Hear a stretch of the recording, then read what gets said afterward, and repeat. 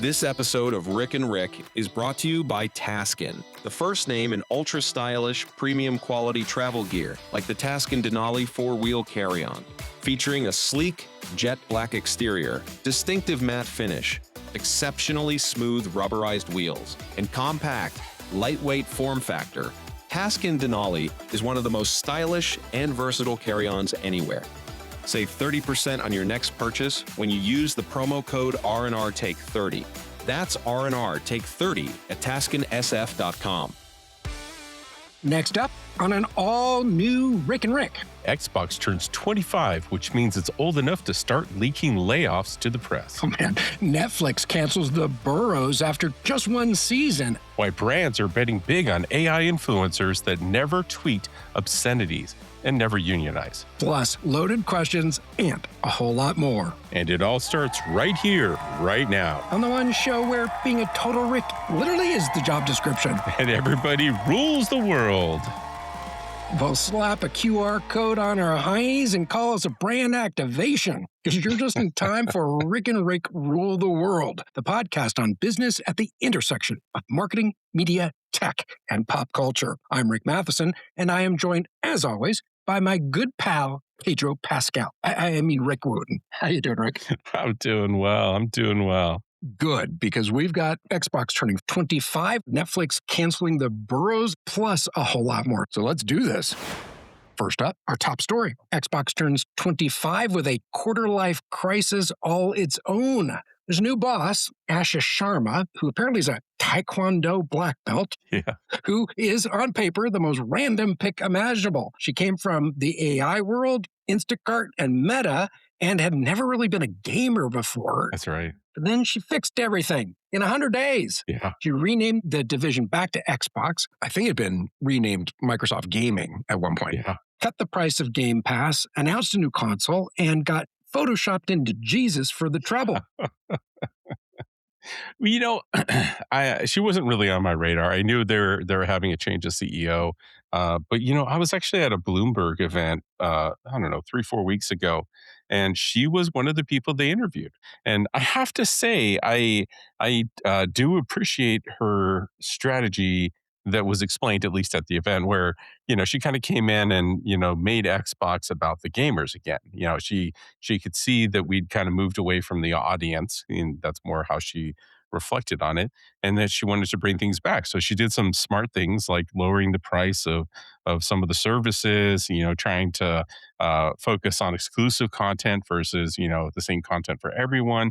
She did a number of things that were very smart. And in fact, the irony is that even though she came from Core AI, one of the first things she did was remove the AI out of the Xbox because it was a terrible experience and it was really just kind of bogging everything down. So it was she made a number of really cool moves. Although I have to say I'm a little confused by some of the recent moves, whether or not they're going to have a next generation Xbox or if the next generation Xbox is basically just a PC, right? Because at this point, the line between what is a console and a PC is really starting to blur. They have generally the same hardware. They have the same video cards. A lot of the games will cross over and work on both. And so it sounds like she's leaning towards that direction. And I do have to give her props. She again, from this interview that I saw with Bloomberg, it sounds like she's actually trying to get in touch with the gamers and get into gaming a little bit herself so that she can understand the mentality there. So it sounds like she's doing a lot of the right stuff. We'll see if long term it ends up being the right stuff. I've even heard a rumor this week, I don't know if you saw this, that they may be considering selling the entire Xbox platform to somebody else. I did hear the rumor, and it could very well be true. I personally think it would be a lot more exciting as a spin-off opportunity, either as a separate public or wholly owned subsidiary, similar to how Microsoft runs LinkedIn versus, making it an acquisition target. I mean, look, Xbox margins are down to 3%. Hardware sales are down sharply, something to the tune of 30%, and, comes in third after PlayStation and Nintendo in terms of market share. But it is a $23 billion a year company with Yeah. as much as 70% of its revenue coming from content and services, including like $5 billion annually from Game Pass alone. Sharma's thinking seems to be, it's not about winning the box war, it's about making Xbox bigger than a box. And so it seems to be around IP. I mean, the Minecraft movies, the Fallout show, all that. That's right. They seem to be pulling that, we're secretly a Hollywood studio thing. But to your point, this reset memo just admitted that they, quote, overextended and layoffs are reportedly on the way. Yeah. So, Xbox turns 25 and, of course, immediately did the most adult thing possible, had a financial crisis and announced a restructuring. They grow up so fast, don't they? Yeah, totally. Jeez. I will have to say, though, that, while they may be, quote unquote, the third in the field, that's a pretty healthy third. They're bigger than most tech companies. Who knows? Maybe Sharma is going to pull the rabbit out of the hat here, turn it all the way around and rebuild the Xbox empire or just prime it. Yeah. Either way, I think she's going to make out okay. Yeah, I think so too. All right. Who else is going to make out okay is you, listeners, because when we come back from this short break, it's time for the good, the bad, and the marketing. So stay tuned. This episode of Rick and Rick is brought to you by Taskin, the first name in ultra-stylish, premium quality travel gear, like the Taskin Air Duo dual-sided compression packing cubes. One side's 100% air breathable to keep clean clothes fresh and wrinkle-free. The other side's odor and water-resistant to keep dirty laundry sealed up tight. Now you can pack up to 40% more in the same space. Save 30% on your next purchase when you use the promo code R&R Take 30. That's R&R Take 30 at TaskinSF.com. And welcome back to Rick and Rick Rule the World. Rick Matheson and Rick Wooten. And it's time for the good, the bad, and the marketing. First up, Netflix cancels the burrows before the body cooled. Okay, did you see this show, Rick? I haven't. It is definitely on my short list. It's probably number 2 or 3 in my queue right now. It has been interesting to watch this happening because no sooner had I gotten through the final episode as news hit that Netflix had canceled this show. The Burrows, for listeners who aren't familiar with it, it's Duffer Brothers, the guys that created Stranger Things. They've got this new sci-fi show. It's got Alfred Molina and a cast of retirees fighting a supernatural threat. It's kind of like Stranger Things meets Cocoon, but it got canceled after just one season, barely a month after it premiered. It does have a 97% rating on Rotten Tomatoes and nearly 19 million views. And the season 2 writer's room was already open. Now, I'll tell you this, Rick, if you want to break it into thirds, I don't think the last third lived up to the preceding 2/3 for me. And I know other people I've talked to kind of felt the same way. Not completely sure what went wrong. It wasn't really wrong. It just didn't quite live up to it. It really sets things up great. And it felt a little rushed toward the end. But you look at 97% rating on Rotten Tomatoes and 19 million views, you start to wonder, why kill it? Well, apparently there are 2 reasons. According to the Hollywood Reporter, it cost $10 million an episode. That's right. Turns out monsters and Oscar winners don't come from the clearance aisle. But the probable bigger reason, really the bigger reason, is the Duffer Brothers just bolted to Paramount, leaving Netflix execs, quote, embarrassed. So to recap things, it's like Netflix didn't cancel a series, it wrote the Burrows into its own plot. That's awesome.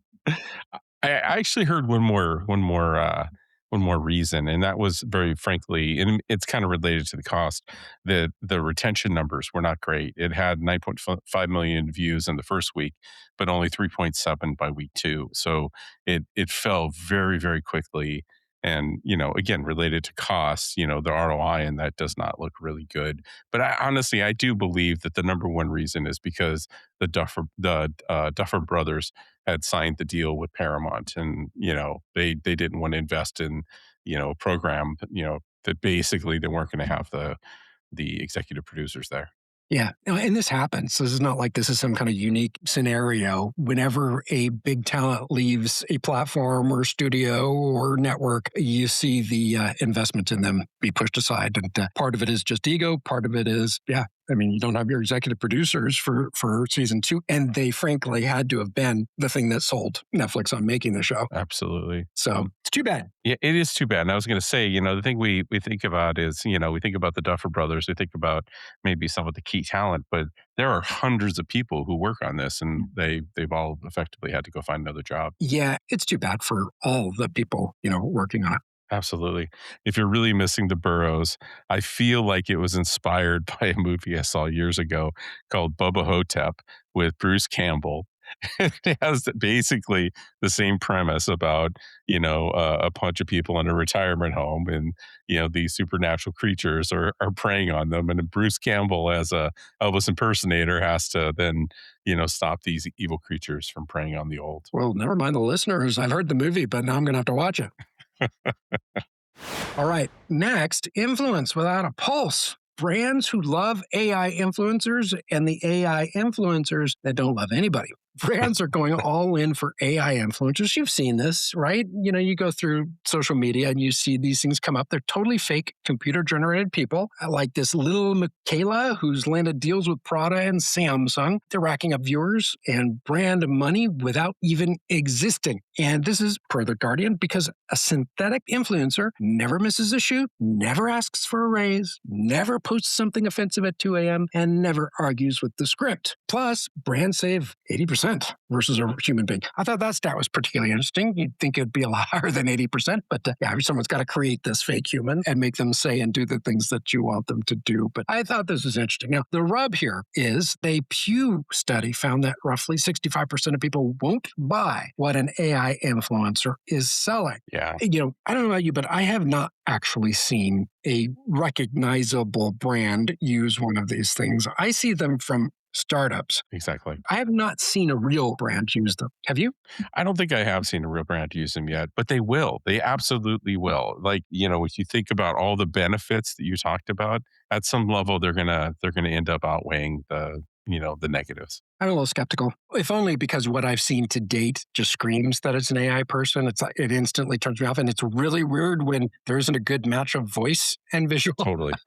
You see a very bizarre voice coming out of the person. But it's going to get better. It'll get better. And it's going to get to the point where it's indistinguishable. Yes. Now, one key thing here is that at least starting this August, new regulations in the EU are also going to make you slap a "I'm fake" sticker on those AI ambassadors as well. So just be aware of that. Now, I could see someone actually having fun with this in a way that is transparent and obvious that, hey, we're having fun with AI here. But yeah, I just haven't seen anything yet that really, impresses me in a good way. Yeah, I agree with that. Here's one for you. I've been thinking a lot about this, and I think we've passed the peak hype around AI at this point. And I think we're going to be quickly now moving into the chasm of disillusionment. What do you think? Do you think we're about to see the slide down into this disillusionment and, kind of that period of time before we come back out? I can only hope. You are, of course, talking about Gartner's famous hype cycle, and I guess it depends on what form of AI we're talking about. If you're talking about generative AI, I don't know that we've reached the moment when we, sort of plummet from the peak of heightened expectations into the trough of disillusionment. But I do get this visual in my head of us being just about at the top. Not the top, but just about the top of that, that first enthusiastic wave where you see all the time companies, they've laid off a bunch of people, because they're going to replace them with AI, and then, oh, fuck. Hire them all back or get someone back, quickly. You're starting to see stories like that. Yeah. There is no way that AI could fulfill the heightened expectations that people have, that they think it can do. It's not there yet. And so much of the hype is, it seems as if the founders of major Gen AI players are conflating Gen AI with other more reliable forms of AI to make it sound like it's more capable than it really is. There are great uses for generative AI, but I saw someone put it, hey, generative AI saved you 5 minutes, but it cost you 10 minutes to fix whatever it is you did. Yeah. Yeah. Well, in addition to that, if you haven't seen, the token prices are going up and up and up.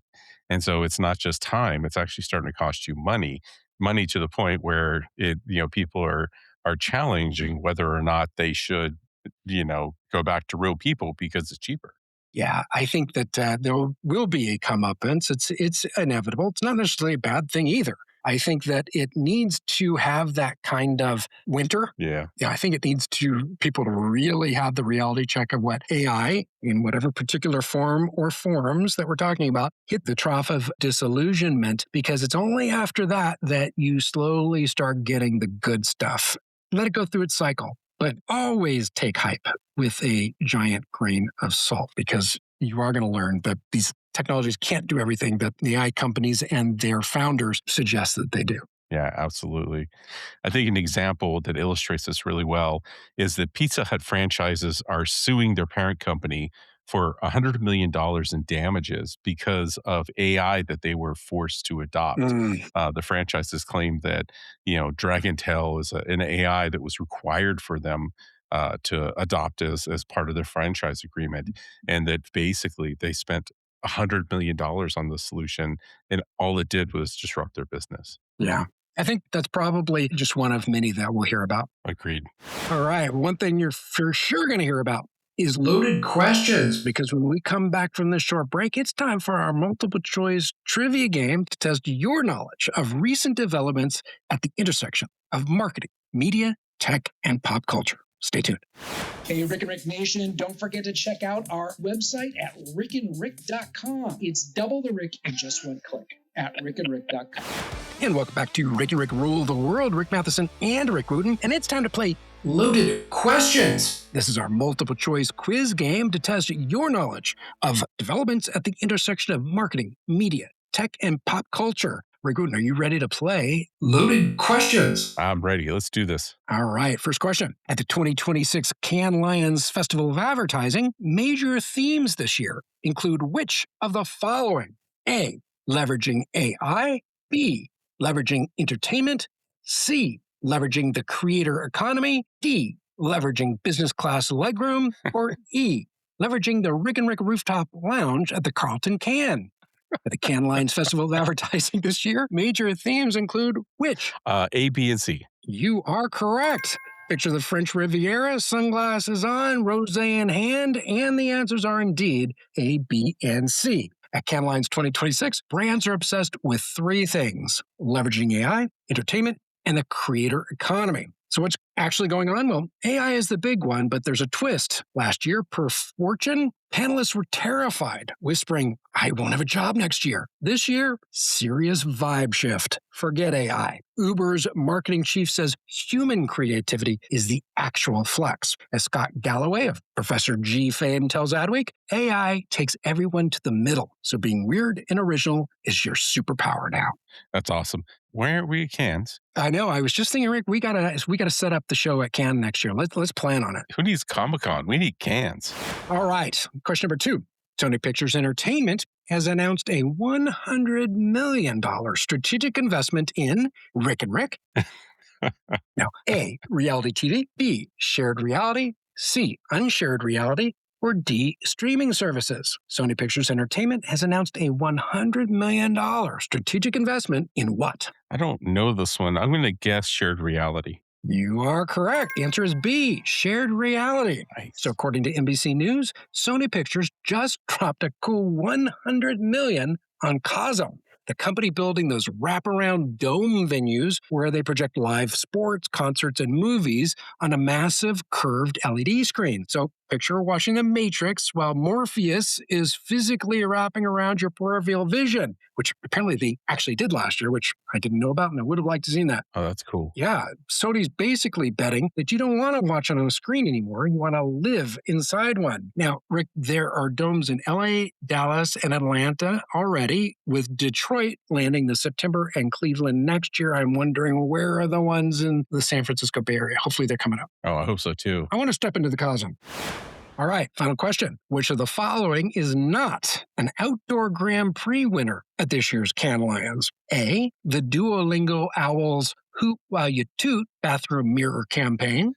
B, Mercado Libre's Scan the Stadium, Not the Game campaign. C, Liquid Death's Bottled Spite anger management billboard campaign. D, Ozempic's Smaller You, Bigger Margins branded weight scale experience. Or E, Pop-Tarts We Ate the Mascot Again taste testing experience, which this was not. An outdoor Grand Prix winner at the 2026 Cannes Lions. Oh, I really don't know this one. I'm going to guess C. You are correct. Nice. You are 3 for 3 here because the answer is A, C, D, and E. In fact, the only correct answer this time is the campaign from Brazil's version of Amazon. It's Mercado Libre.